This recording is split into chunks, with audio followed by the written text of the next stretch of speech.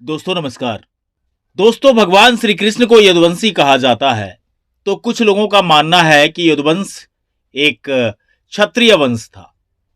यदुवंश की उत्पत्ति के विषय में बताया जाता है कि यदुवंश की उत्पत्ति प्राचीन क्षत्रिय राजा ययाति से हुई थी और ययाति के पुत्र यादु ने यादव वंश की स्थापना की थी और संभवतः वहीं से यादव समाज का प्रादुर्भाव हुआ।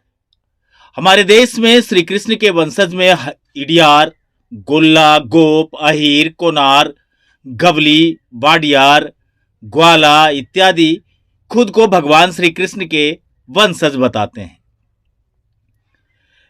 वर्तमान में श्री कृष्ण के वंशज भारत के हिमाचल प्रदेश का एक राज परिवार के वर्तमान राजा भगवान के 123वीं पीढ़ी में से आते हैं और कहा जाता है कि बुशहर रियासत के राजघराने के राजा विक्रमादित्य सिंह भगवान श्री कृष्ण के वंश के 123वीं पीढ़ी हैं।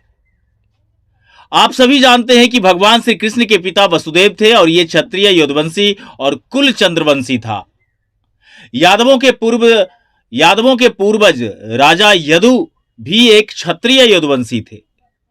अपने नामों के पीछे यादव लगाते थे, परंतु इस वंश का नाश महाभारत के युद्धोपरांत जब युधिष्ठिर का राज तिलक हो रहा था तो गांधारी ने भगवान श्री कृष्ण को एक श्राप दे दिया था कि जिस तरीके से कौरव के वंश का नाश हो गया उसी तरीके से यादवों के भी वंश का नाश हो जाएगा। और इसी श्राप के प्रभाव से उस समाज के अंदर अंतर कलह उत्पन्न हुए और उसकी एक बड़ी कहानी है, बड़ी चर्चा है। हम उस तरफ आपको नहीं ले जाना चाहते। मैं बस इतना ही कहना चाहता हूं कि हम इस ऐतिहासिक तथ्यों को सिर्फ इसलिए आप तक लाने का प्रयास किए हैं ताकि आप समझ पाए, चाहे यादव हो, गोप हो, वडियार हो, इडियार हो, गोल्ला हो, अहीर हो या गबली हो, ये सभी सनातनी संस्कृति से आते हैं, क्योंकि ये खुद को भगवान श्री कृष्ण के वंशज बताते हैं और भगवान श्री कृष्ण के अनन्य भक्त भी बताए जाते हैं। इन्हें सनातन धर्म से अलग करने की कवायद लालू प्रसाद यादव ने पिछले दिनों कर दी है। हम उसी को चर्चा में लाने के लिए आपसे इतनी बड़ी कहानी, ऐतिहासिक कहानी की हमने चर्चा की है। अब हम आपको इसलिए यह संक्षिप्त कथा सुनाए कि पिछले दिनों भारी भीड़ की वजह से जो भगदड़ कुंभ स्नान को लेकर हुई, चाहे वो दिल्ली के रेलवे स्टेशन पर हो या कुंभ स्थल पर हो, दर्जनों श्रद्धालुओं को जान गंवानी पड़ी। इसको लेकर बिहार में समाजवाद की राजनीति करने वाले लालू प्रसाद यादव अपने जातियों की भारी भरकम वोट पर इठलाते नजर आते हैं। इन्होंने सनातन के खिलाफ बिगुल फूंकते हुए कुंभ को ही फालतू करार दे दिया। खैर, हिंदुस्तान में देश की सबसे बड़ी आबादी लगभग 80% आबादी सनातन धर्मावलंबियों का है, लेकिन फिर भी हिंदुस्तान में रोजाना घुट घुट कर जीने को विवश ये 80% की आबादी, जिसे बहुसंख्यक के तौर पर कहा जाता है, रोजाना जीते हैं। रोजाना तमाम नेताओं के भद्दी भद्दी बातों, भद्दी भद्दी कमेंट्स को झेलते हैं और न तो इस पर कोई कोर्ट संज्ञान लेता है, न सरकारें संज्ञान लेती है, न सुप्रीम कोर्ट संज्ञान लेता है और ना ही कोई सामाजिक कार्यकर्ता इन लोगों के खिलाफ कोई आवाज उठाता है। और पत्रकार तो सिर्फ इस खेल को और आगे बढ़ाने में लगे रह जाते हैं, चाहे वो नेशनल मीडिया हो या सोशल मीडिया हो।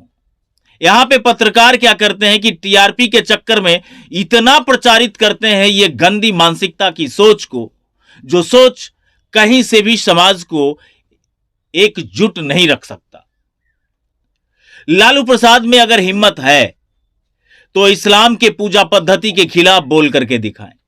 लालू प्रसाद में अगर ताकत है, हिम्मत है, तो वो क्रिश्चियन धर्मावलंबियों को लेकर के कोई प्रतिक्रिया दे करके दिखाए जो उनके अनुकूल नहीं हो, जो उनके धर्म के विपरीत जाता हो।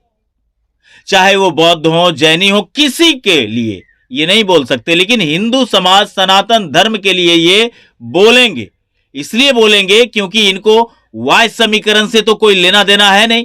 जो बचा है एम समीकरण, बस उसको लेकर के इनका जीना और मरना है। और व्यक्तिगत लाभ के लिए अपने पुत्र को किसी भी सूरत में बिहार प्रदेश का मुखिया बना देने के लिए ये तमाम वाहियात बयानों की झड़ी लगाए फिरे हैं। छोड़िए इन सारी बातों को, यादव समाज में ही नहीं, सभी पशुपालकों के यहां हमारे बिहार प्रदेश में सभी पशुपालक, जो लोग 2-4 पशु पालते हैं, ऐसे लोग हमारे बिहार प्रदेश में एक पूजा कराते हैं जिसे भुइयां बाबा के पूजा के नाम से तमाम लोग जानते हैं। और भुइयां बाबा के पूजा में पशुपालक बड़ी निष्ठा के साथ यादव समाज के लोगों को बुलाते हैं, उन्हें उनका पूजा करते हैं, उनका मान मर्यादा रखते हैं और मानर जो बजा करके उन देवताओं को प्रसन्न करने का एक प्रयास होता है, ताकि पशु और पशुपालकों को कभी कोई तकलीफ नहीं हो, या उनकी समृद्धि के लिए, पशुपालकों के समृद्धि के लिए, पशुओं की समृद्धि के लिए, उनके स्वास्थ्य के लिए एक अच्छी मनोकामना करते हैं। इस पर भी लालू प्रसाद अगर एक शब्द बोल करके दिखाएं तो हम समझ जाएंगे कि नहीं, वो समाजवाद के बड़े चेहरे हैं। नहीं बोलेंगे, कदापि नहीं बोलेंगे। खुद पूरा परिवार सनातनी परंपरा का पालन करते हैं, लेकिन सनातनी संस्कृति पर सवाल सिर्फ इसलिए उठाएंगे कि उनका एम समीकरण खुश रहे, और वाई को तो आज तक उन्होंने कुछ समझा ही नहीं। वाई समीकरण पर तो आज तक वाई समाज के लोगों को तो कुछ समझा ही नहीं। यादव समाज की एक बहू जो आज भी उस परिवार से अलग जीवन यापन कर रही है, उनकी अपनी बहू, खास सगी बहू, उसको भी न्याय दिलाना इनसे संभव नहीं हो पाता है। अब उनके समर्थक यह मान रहे हैं कि ये तो राजनीति है भाई। तो मैं लालू प्रसाद यादव जी से कहना चाहता हूं और उनके तमाम समर्थकों से भी अपील करना चाहता हूं कि क्या आप सनातनी नहीं है? अगर आप सनातनी हैं तो इन बातों को कैसे आप इग्नोर कर सकते हैं?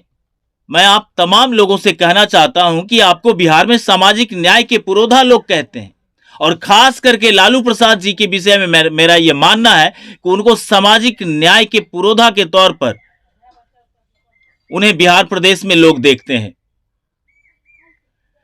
और जिस तरीके का बयानबाजी अभी उनका इस चौथेपन में आया है, वो बेहद ही शर्मनाक, निंदनीय बयान है। जो कुंभ को लेकर के उन्होंने कुंभ को फालतू करार दिया है, उनके इस बयान से वो शब्दावली के शब्द जो सामाजिक न्याय के पुरोधा, इतने बड़े शब्द जो आपके साथ लगते हैं लालू जी, वो शब्द पर भी आपने कलंक लगा देने का काम किया है। आपसे कुछ मेरा सवाल है, जिस सवाल का मुझे लगता है कि आपको जवाब देना चाहिए। पहला सवाल है कि आप सनातन धर्म से हैं या नहीं?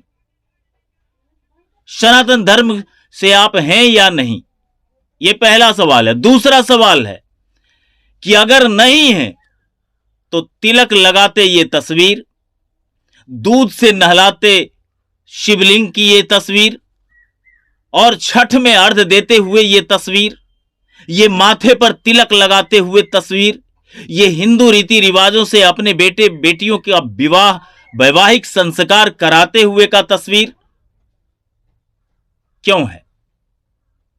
और यदि आप सनातनी हैं तभी तो ये इतनी सारी चीजें सामने दिख रही हैं। और सनातनी होकर के अगर आप सनातन के संस्कृति पर सवाल खड़े करते हैं तो आप एक बड़े समाज के नेतृत्वकर्ता में से हैं। उन समाज को आप क्या जवाब देंगे? क्या आपके बयान से वो समाज के लोग सहमत हैं? यदि नहीं तो राजनीति किस लिए करते हैं? कौन सी राजनीति? राजनीति का एकमात्र यह कर्तव्य नहीं होता है कि मेरा बेटा किसी तरीके से मुख्यमंत्री बन जाए। यह हम पूरे प्रदेश के लोगों की भी शुभकामना, हमारी भी व्यक्तिगत शुभकामना है कि आपके बेटे मुख्यमंत्री आपके जीवन काल में बने। लेकिन कुंभ को लेकर के, सनातन संस्कृति को लेकर के आपके द्वारा दिए जा रहे बयान बेहद शर्मनाक, निंदनीय है। हम तमाम प्रदेशवासी आपके इन बयानों से सहमत नहीं हैं, और कहीं ना कहीं अब लगने लगा है कि आप सामाजिक न्याय के पुरोधा पर कलंक लगाए फिर रहे हैं। दुखद घटना घटी है हम सब लोग को श्रद्धांजलि अर्पित करते हैं। रेलवे का ये गलती है, रेलवे के मैनेजमेंट से लापरवाही की वजह से इतने लोगों की मौत हुई है। मुझे काफी अफसोस है। फेलियर है सर रेलवे का। फेलियर है ना, फेलियर है तब ना सर जिम्मेवारी रेल मंत्री को लेनी चाहिए। लेना ही चाहिए ना रेल मंत्री को। सर क्या मांग करेंगे कुंभ में सर, जिस तरह से भीड़ बढ़ रही है? अरे सब कुंभ का क्या कोई मतलब है? फालतू है कुंभ।